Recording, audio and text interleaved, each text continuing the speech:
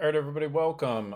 Today we're going to be doing a very special live, probably a short live, but for any of you guys who've got significant anxiety and you're feeling really busy, really overwhelmed, you're short on time, and you feel like you've been putting your mental health off for a long period of time, but you're realizing like that's not very sustainable because unless you really figure out how to deal with the anxiety, it's going to continue to make everything in your life a whole lot more difficult.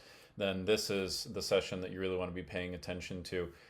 The lesson I'm going to be sharing with you, the framework I'm going to be sharing with you, is inspired because I had a client recently who was basically at her wit's end. She had like no time at all. And we really had to customize a plan for her to accommodate her schedule. So she had 5 kids. She was doing one full time job, one part time job. She was married.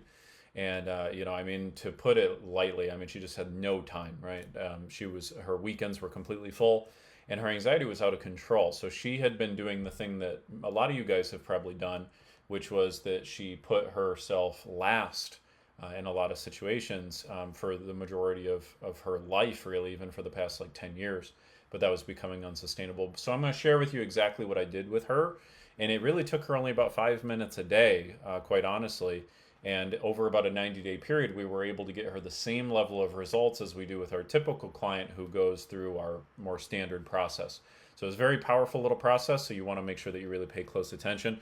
For those of you who are new to our community, welcome. If you don't know who I am, my name's Ty Hicks, founder of mentalhealthcoaching.com. Used to have really severe anxiety and also suicidal depression, but overcame both and have been free from both for over 10 years. And we're passionate, my team and I, about helping people who have had substantial mental health challenges but have not found traditional therapy, medication, or other coping mechanisms to be sufficient. And we want to give you very tangible, tactical tools so that you can be the one in charge of your mental health. For those of you who are joining live, can you go ahead and put yes in the comments if you can hear me, if you can see me correctly? There have been some updates to the technology, so I just want to make sure that everything is working correctly. You can hear me okay. And then also, if you want to add in any questions in the chat, go ahead and add those in, and I will answer any questions that we have at the end of today's session. Okay? So the whole premise of this framework is I've used this framework in many situations, many places, and I already knew that it worked in some situations, but I was a little skeptical that it would be sufficient to get a client from totally anxious to a minimum of a 75% reduction in the anxiety in about a 90-day timeline. But we were able to accomplish that with this one singular framework. But I want to be very clear at the outset of this because everyone is kind of looking for that like shortcut, right? Everyone is looking for that sort of simple, fast way to get their mental health under control, to get the anxiety really under control.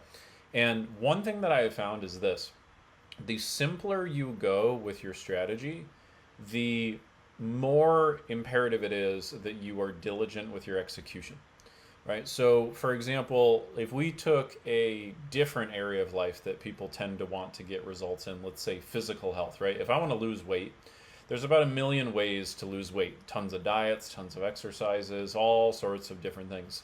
And if I were going to lose weight and I was just going to do one singular strategy, right? Like let's say if I was going to like cut dairy out of my diet, right? And not change anything else about my diet except cut dairy out of my diet.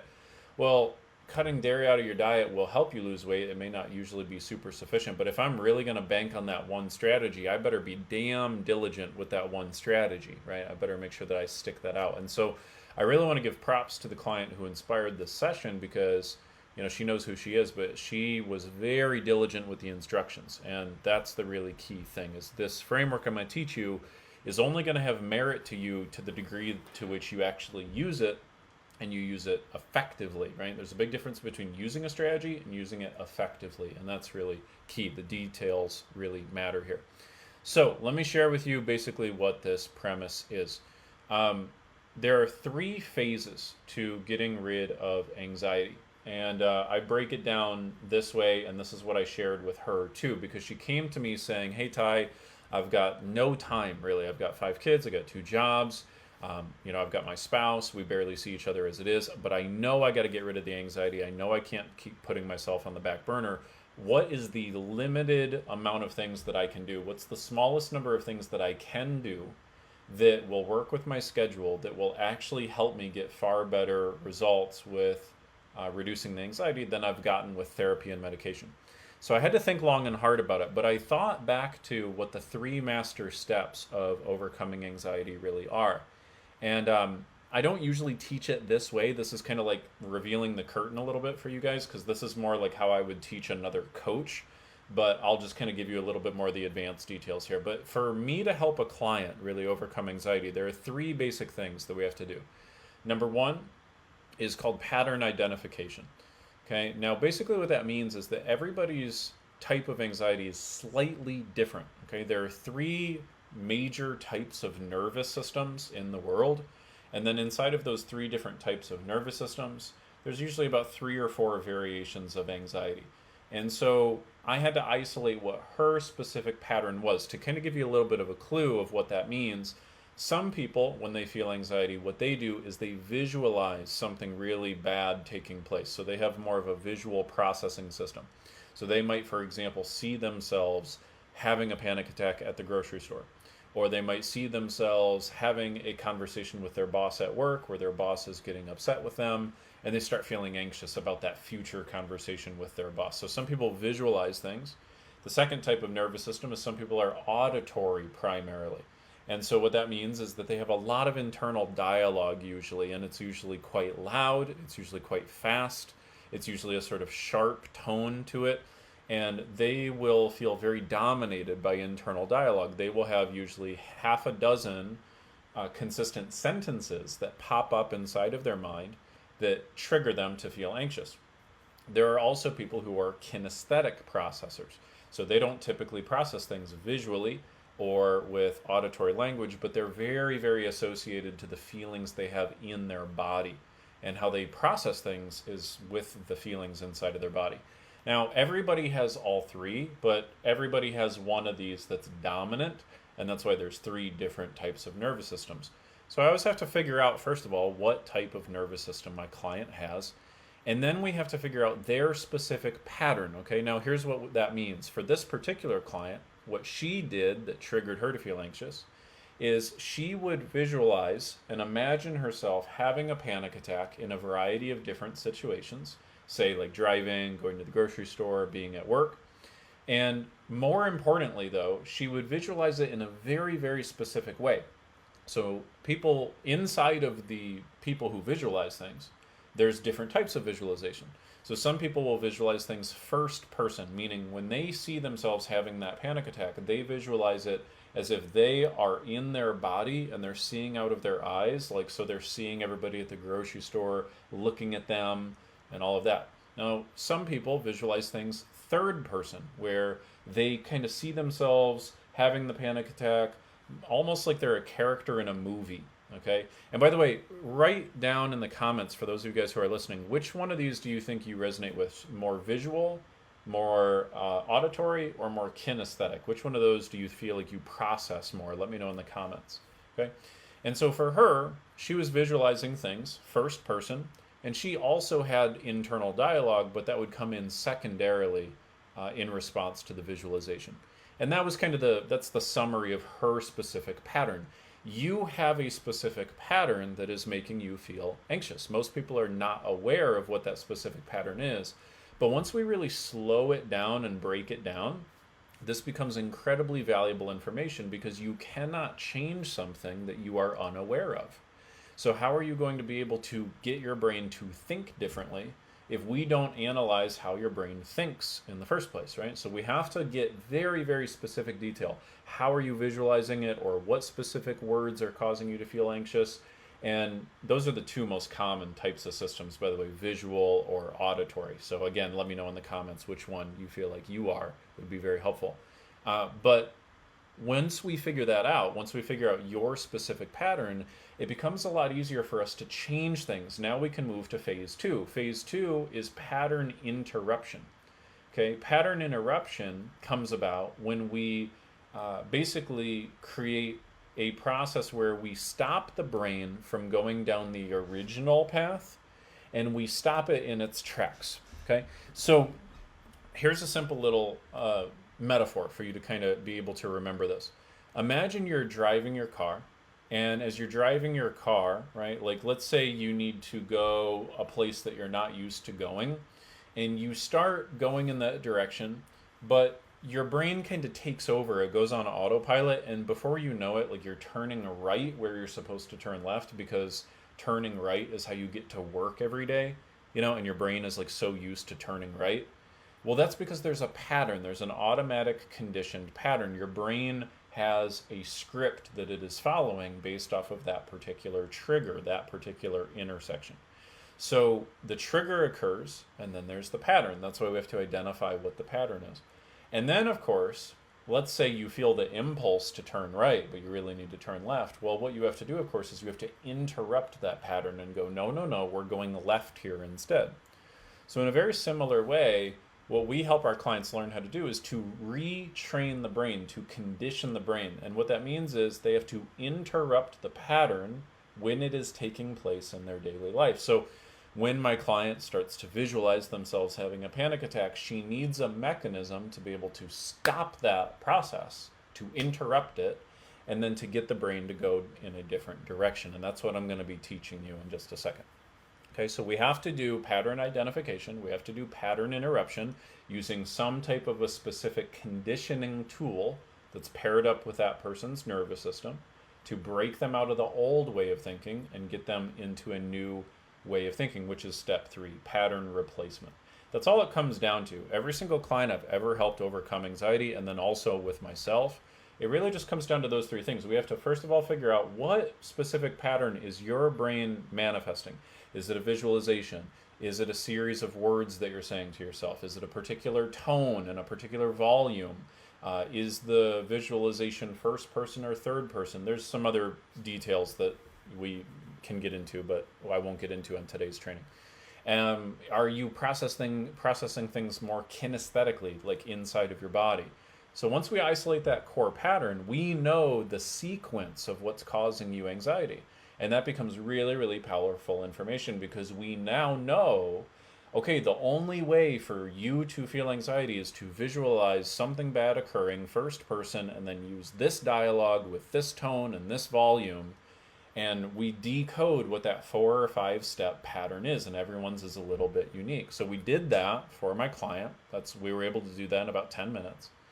And then I had to design a process for her to be able to interrupt that pattern and to replace that pattern with something else, because the nervous system will only effectively eliminate anxiety if we replace the anxiety with something else.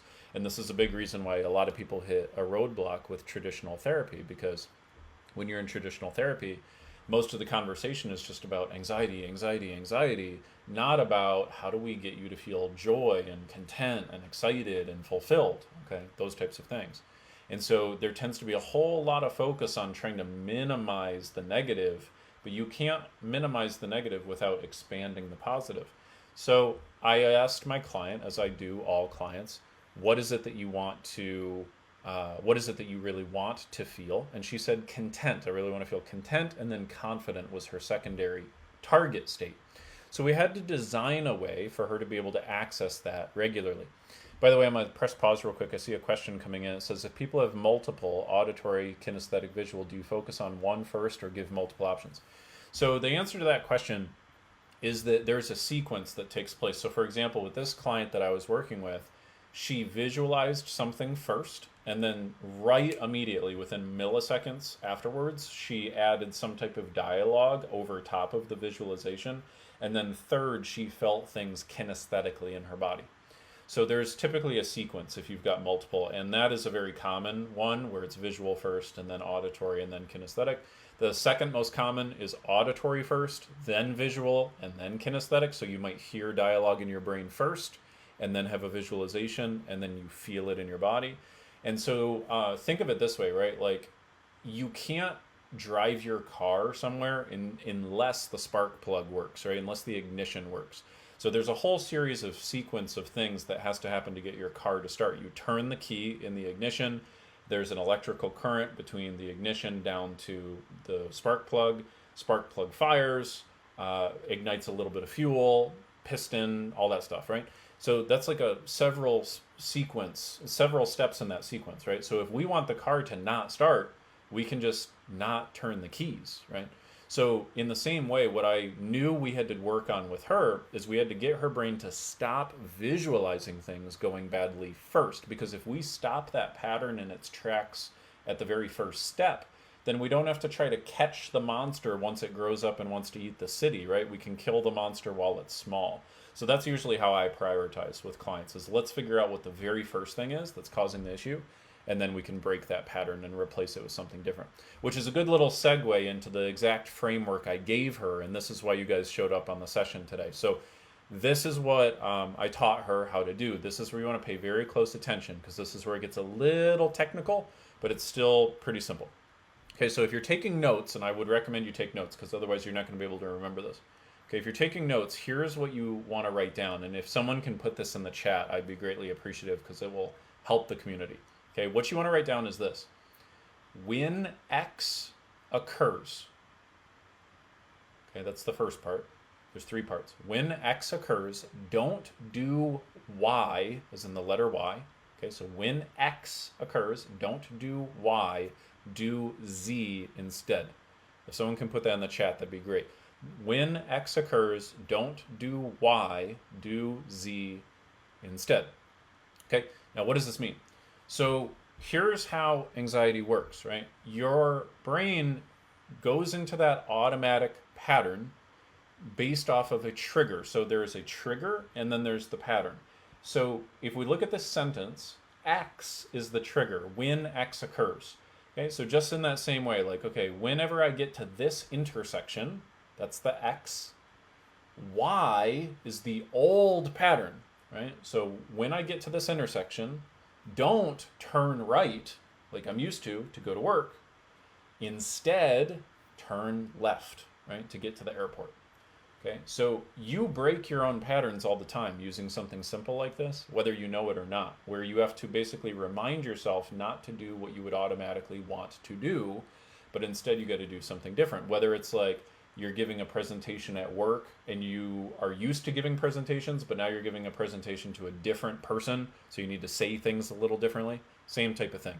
Okay, so what I did with her is we created a series of these plans. These are what's called an if-then plan. Now let me share a little bit of background on this so you understand why this strategy works, and I'm going to explain all the specifics of how to use this. This is way more powerful than you think it is, because if you just look at that sentence, you're kind of like, I don't think it's going to be that easy, Ty, but just stick with me and you'll see. So where did this come from? Well, I learned about this because I am a crazy person and I try to basically find any type of psychological strategy that can potentially help people. And so I learned about this strategy from all places in the world of politics and campaigning. And so basically, the Obama campaign, the 2008 Obama campaign, as many of you know, had incredible voter turnout. And there's a series of reasons for that. But one of the reasons why is because their get out the vote efforts, their political organizing was superior to the GOP. And one thing that they did differently was that when they called their registered voters to get them to commit to vote, they had a very different script that they would use. So the standard script that political campaigners had used forever was basically like you'd call, your registered Republican or Democrat, and you'd basically say, hey, this is so-and-so from the such and such campaign. Can we count on your vote on November 6th? And if the voter would say yes, then you'd say, awesome, can't wait to see you there. Hang up and then call the next person. But the Obama campaign did something different. What the Obama campaign did is they called people and they said, hey, this is so-and-so from the Obama campaign. Can we count on your vote on November 6th? And the voter would say yes. But then the volunteer would go, fantastic.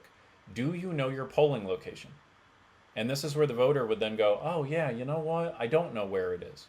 And the volunteer would say, gotcha, no problem. Go ahead and grab a paper and pen and let's write down the address real quick.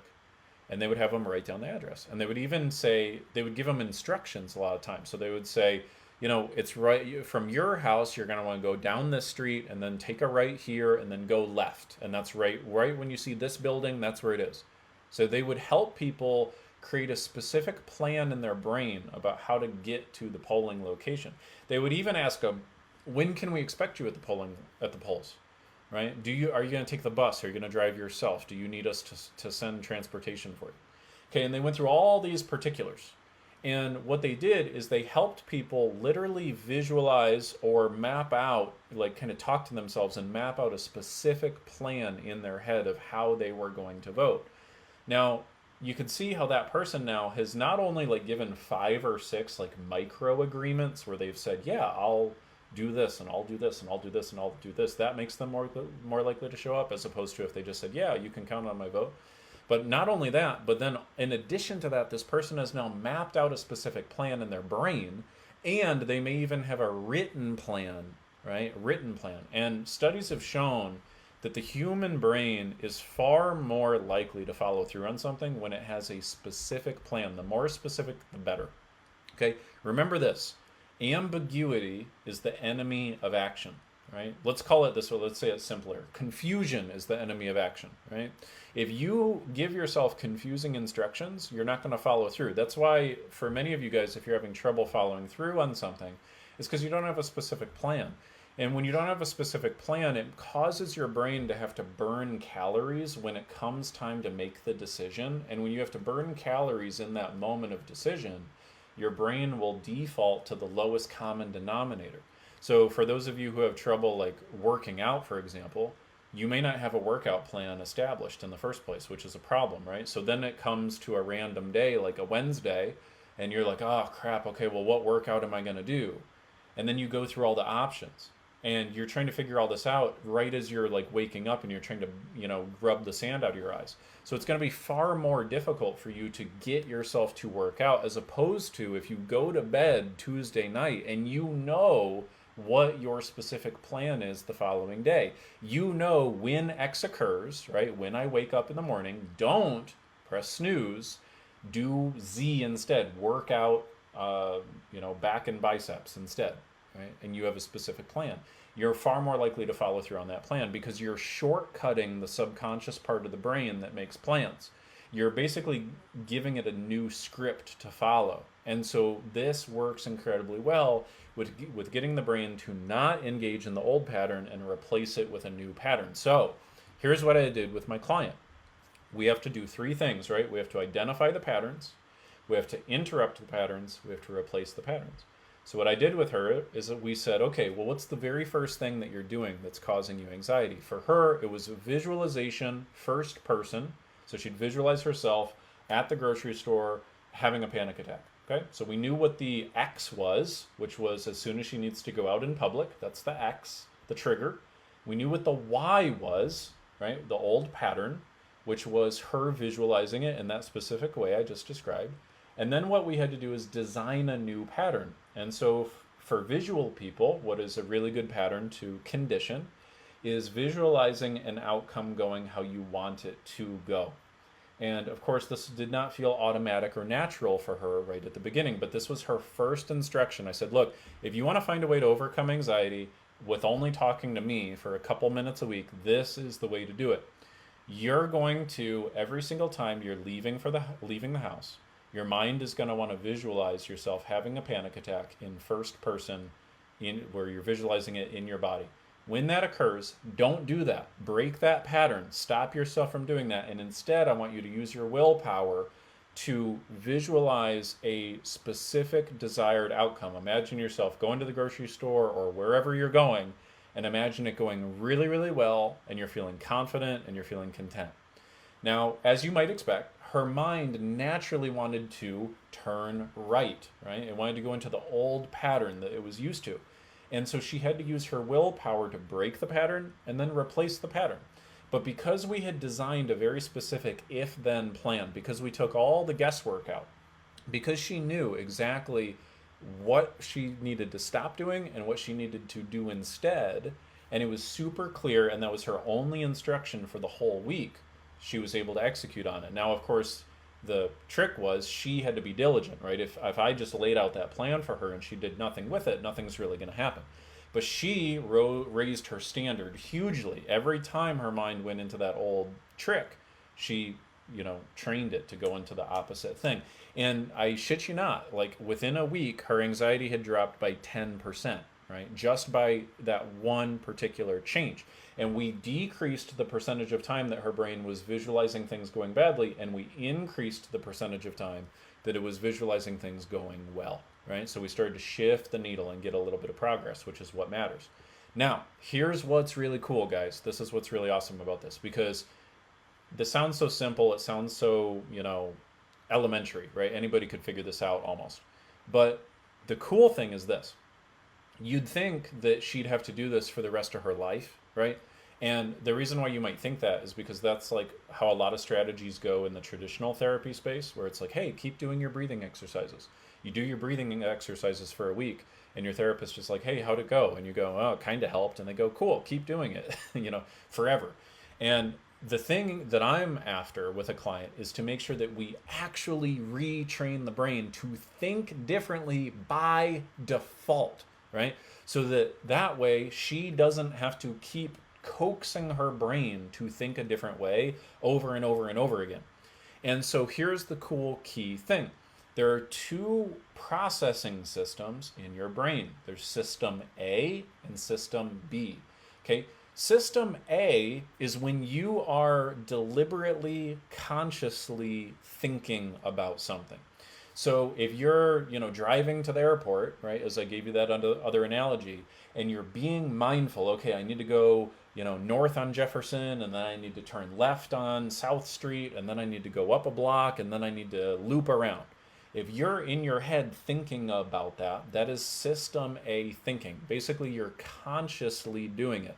Here's another example of system A thinking. Let's say you always eat a cookie at lunchtime and you're trying to lose weight. And so you go to the cafeteria and you are going to reach for the cookie, and you say, nope, I'm not going to have the cookie because I'm sticking to my diet. I'm going to use my willpower. That is system A thinking. Basically anything that requires intentionality, being conscious about it, being deliberate, using your willpower. Okay, that's system A. So when I gave this instruction to my client, she had to use her system A processing power, right? She had to stop herself in the middle of visualizing things going badly, and she had to challenge herself to visualize it going differently, okay?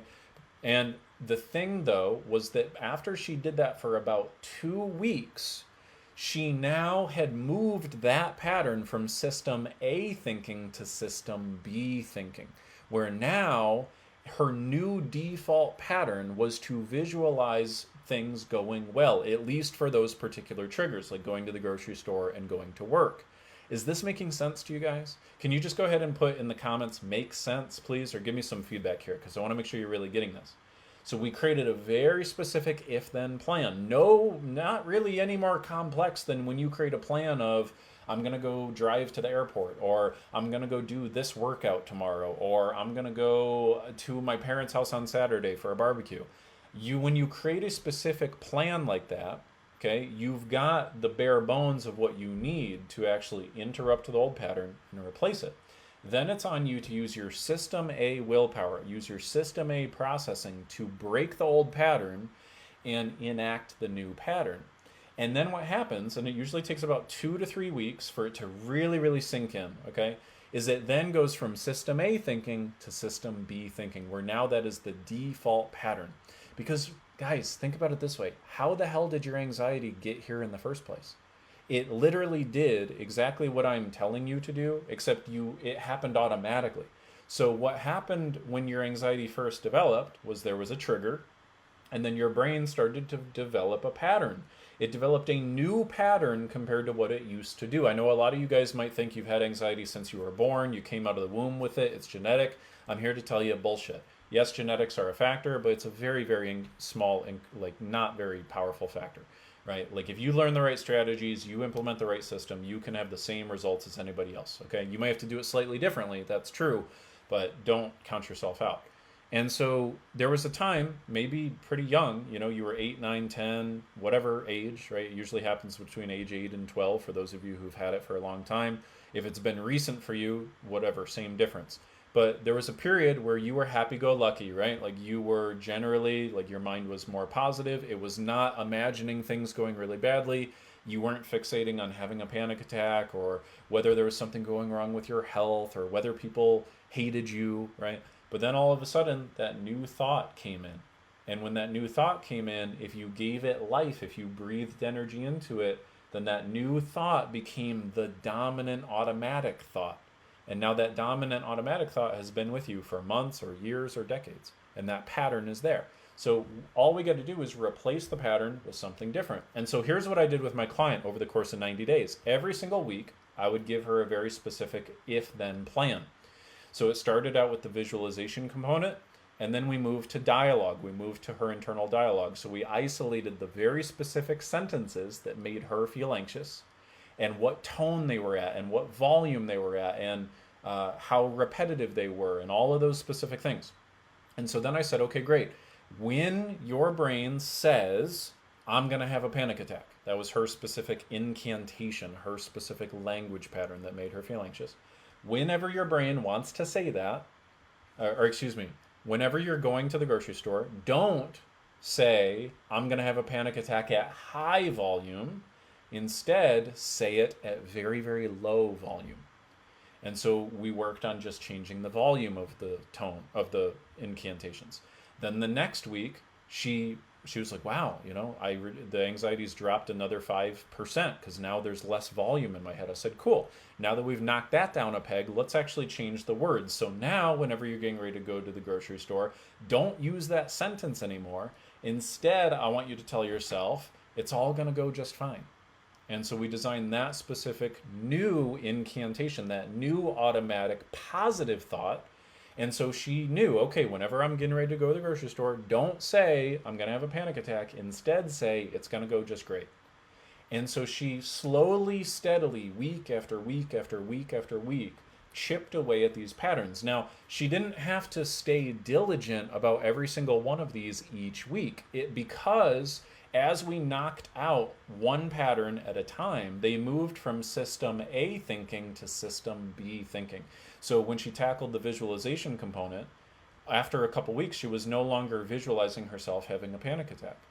And so then we were freeing up that willpower. We were freeing up her mental calories to then focus on the next pattern. So we progressively went week after week after week after week, and we just retrained the brain piece by piece by piece by piece. Okay, that's how we did it. So that's how you gotta make changes. Well, you don't have to, but that's one tool. That's one powerful tool. I'll tell you another good place that this tool works well is changing addictive behaviors. I developed this tool and adapted it for my own needs from the story I told you, but when I first started using this was when I was working with people who had alcohol issues and drug abuse issues. And so what I learned was that people only use addictive behaviors, and those are the obvious ones, but there are other addictions like your phone, TV, social media, right? Stuff like that. And so what I realized is that the human brain only goes into addictive behaviors on repeat when there's a specific trigger. And so we identified what all of the triggers were. So I did this with a client once. I was like, when are all of the times you feel an urge to drink? And so I mapped it all out. And she had answers like whenever it's lunchtime, or whenever I start to feel stressed, or whenever my partner and I get in an argument, right? So we mapped out like all 8 to 10 of the triggers. We mapped out what the old behavior was, obviously drinking. And then we mapped out specific new things to replace it with. So it could be things like going on a walk, drinking a glass of water, reading a book, right? And we designed all these things based off of what she wanted. And then slowly, week after week after week, we replaced the old patterns with the new patterns. So I've done this hundreds of times with people. I've done it with myself too. Whenever I'm trying to break one of my own patterns or habits, I do the exact same thing, and it works really well. So I just wanted to share this with you because for a couple reasons. Number one, a lot of you guys are thinking that it's really, really complex to overcome anxiety. A lot of you guys are thinking that you can't overcome anxiety. A lot of you are thinking that you will deal with your anxiety later. And I'm here to tell you that the reason why you're feeling the impulse to deal with your anxiety later is because you've left your anxiety undealt with for so long that now dealing with all of your daily life struggles is far more difficult than it should be. And so now you're just present to wanting to deal with the career and the family and the spouse and whatever is going on in your daily life. And you're in such a state of fight or flight that you don't even realize how in a state of fight or flight you are anymore. And you don't realize there's an alternative. You don't realize that you're not going to solve the problem by trying to fix all of these things external to you first and then prioritizing your mental health. That's not how it works. You have to put your mental health first and say, cool, let's get rid of the anxiety. And then you get the ultimate resource, which is having a clear headspace. And once you have a clear headspace, now dealing with your relationship issues or your issues at work or managing your household or taking care of your kids becomes 1/10 as stressful as it used to because you're no longer operating from the same emotional center of gravity. So you're literally putting the cart before the horse to say, I'm not going to deal with my anxiety first because I'm too busy. No, bullshit. You're too busy and you're too overwhelmed because you haven't dealt with the anxiety. And when you get on a plane, they don't tell you to put the oxygen mask on everybody else first and yourself last, because that would mean you pass out and now you can't help anybody. So a lot of you guys are doing this like noble martyr thing of like, no, Ty, I can't deal with my anxiety because, my husband or my wife and my kids and my boss and this project and this, I'll do it later. But how long have you been doing it? How long have you been saying that, right? It's time to rip the damn Band-Aid off, right? And I'm trying to show you that you can get a customized specific plan. It doesn't have to be this big complex thing. You just need the right strategies. It needs to be specific and it needs to be something that actually retrains your brain to think differently. It can't be just a coping mechanism. Notice that with my client, I didn't tell her, hey, every time you feel anxious, what I want you to do is just go meditate for 5 minutes. That's such a wimpy little coping mechanism. It's not going to do anything for her. I had to teach her how to train the brain to not think this way and to think this way instead. And that's the way you change how you feel. So anyway, this process works. It works really well, but it requires you having a couple key things. It requires you having a very clear, specific if-then plan. You got to have that ironed out very clearly. If you don't know what the triggers are, then you're screwed. The triggers is the easiest thing to identify. The pattern, the specific pattern part, is usually where people have a tough time, and that's where sometimes getting some mentorship is useful. Then designing what to do instead is usually the really difficult part. But you can do this with all sorts of stuff. You can do it with dietary changes, exercise changes, changes in what you think, changes in what you focus on, changes in what you visualize, changes in what you do, changes in how you respond to other people. Right? So you could say, every time my partner says X, don't react this way. Instead, do Z, do this alternate reaction. And you'll be amazed at how specific you get this, and the more committed you are to implementing it, the more powerful it becomes. It's really, really powerful stuff, okay? So quickly checking to see if there's questions. I see some good feedback in the comments, but I don't see any questions. So I think we're good to go. Lastly, we are doing a special bonus with our program this week. So we are providing free access to our relationship mastery class. That's typically $400, but we're providing that completely for free as a bonus for anybody who applies to be a client in our mental health program this week. So if you would like to apply to be in our mental health program this week, then go ahead and just leave a comment in the chat. Go ahead and put the word apply in the comments. And if you're joining us on a live stream, the video may go away. So if that happens, just go ahead and go to mentalhealthcoaching.com, book a call with us, and we'll be happy to see if you meet our qualifications. And if you do meet our qualifications, then I'll be working with you personally to overcome the anxiety within a 90-day period, or at least reduce it by 75%. And if you don't feel like you've reduced the anxiety by 75% in 90 days, then we guarantee in writing, I'll keep working with you one-on-one for as long as it takes for you to make that happen. But about 3/4 of our clients get done in 90 days.